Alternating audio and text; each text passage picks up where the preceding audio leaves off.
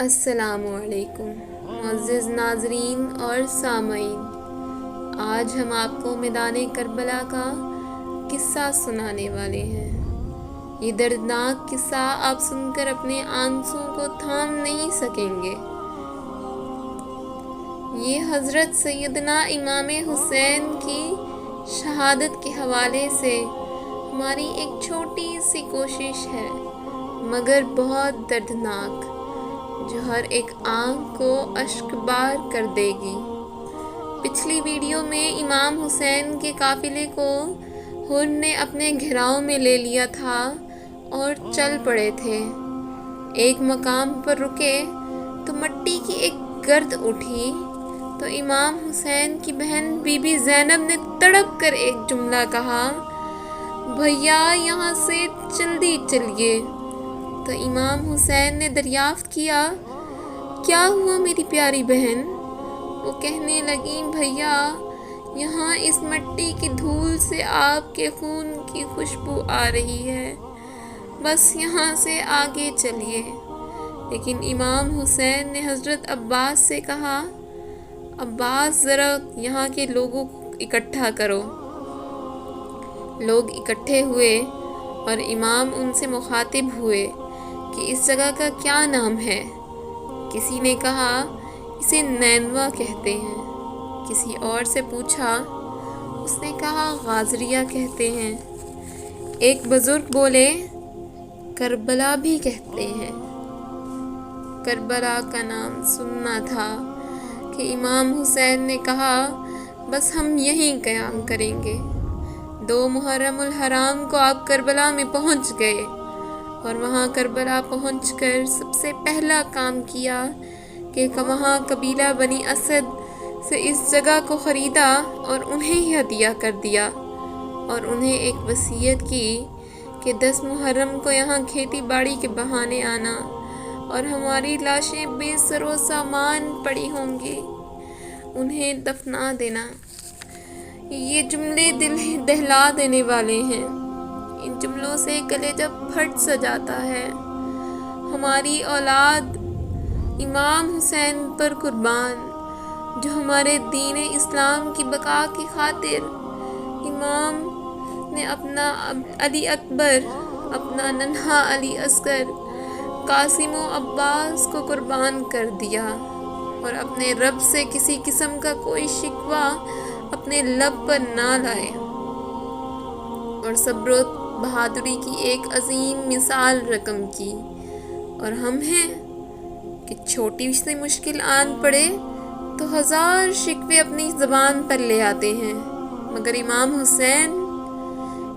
حسین کی عظمت کو سلام۔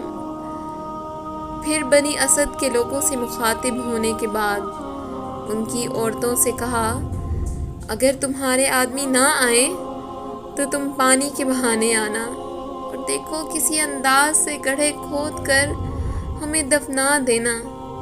دیکھو میں فاطمہ کا بیٹا ہوں، زینب کا بھائی ہوں، بس ہمیں کسی طرح سے دفنا دینا۔ پھر امام حسین ان کے بچوں سے مخاطب ہوئے اور کہا، اے بچوں، اگر تمہارے والدین ہماری تدفین کے لیے نہ آئیں تو بس کھیلنے کے بہانے تم یہاں آنا، بس اپنی مٹھی میں مٹی لے لے کر ہم پر ڈالنا، تمہارا کھیل کا کھیل ہو جائے گا اور ہماری تدفین کی تدفین بھی ہو جائے گی۔ ہائے میرے اللہ، حضرت فاطمہ کے جگر گوشہ کی تدفین اس طرح! کیا کلیجہ پھاڑ دینے والے الفاظ ہیں! کیا علی کے لال کی تدفین ایسے ہوگی؟ نہ کوئی جنازہ پڑھنے والا، نہ کوئی دفن کرنے والا۔ کیا نواسہ رسول کی لاش مبارک بے یار و مددگار پڑی رہے گی؟ ہائے کیا دل دہلا دینے والا منظر ہوگا! جن کے لیے یہ کائنات بنی، انہی کے گھرانے سے اتنی بڑی بڑی قربانیاں آج ہم سے چھوٹی سی قربانی نہیں دی جاتی۔ تاریخ میں اس عظیم قربانی کو یاد رکھا جائے گا۔ ظہر کی نماز کا وقت ہوا، تو حضرت امام حسین کے بڑے بیٹے علی اکبر نے اذان دی تو حر نے آپ کے پیچھے نماز پڑھی تو آپ نے فرمایا مقابلے کے لیے آئے ہو اور نماز پیچھے پڑھ رہے ہو؟ تو کہا مقابلہ تو تلواروں سے کر رہے ہیں پر ہمارا دل تو مانتا ہے نا کہ نواسے رسول بڑی شان والا ہے۔ حر بن یزید نے لشکر سمیت 3 نمازیں امام حسین کے پیچھے پڑھیں۔ پھر امام حسین کے سامنے شرائط پیش کی کہ آپ بیعت کریں یا پھر جنگ ہوگی۔ امام حسین نے کہا بیعت تو میں نہیں کرتا، اس کے علاوہ جو کہو گے میں کرنے کے لیے تیار ہوں۔ یہ قیامت تک آنے والے لوگوں کے لیے ایک عظیم مثال ہے کہ نواسے رسول نے دین کے خلاف کسی غلط حکمران کا ساتھ نہیں دیا بلکہ ان کے خلاف آواز اٹھائی اور خود حق پر ہوتے ہوئے بھی اپنی جانوں کا نذرانہ پیش کیا مگر ظلم کا ساتھ نہ دیا۔ حر نے عبید اللہ بن زیاد کو خط لکھا کہ وہ نہیں مان رہے، وہ حسین ابن علی ہیں، میں زیادہ دیر انہیں نہیں روک سکتا۔ اس نے پیغام بھجوایا کہ کیا کرنا ہے، بس تم ان کا پانی بند کر دو، کھانا پینا بند کر دو، چھوٹے بچے ہیں خود ہی مان جائیں گے۔ 7 محرم کو پانی بند کر دیا گیا۔ جانور بھی پانی پیتے تھے، گھوڑے کتے سب پانی پیتے تھے مگر امام کے گھر والوں کو پانی نہیں دیا جاتا تھا۔ 7 سے 9 محرم تک پانی بند رہا۔ فوجیں آ گئیں۔ شمر بڑا بدبخت شخص تھا، 9 کی رات کہنے لگا بس بہت ہو گیا، 9-10 کی درمیانی شب جنگ کریں یا پھر آپ بیعت کریں۔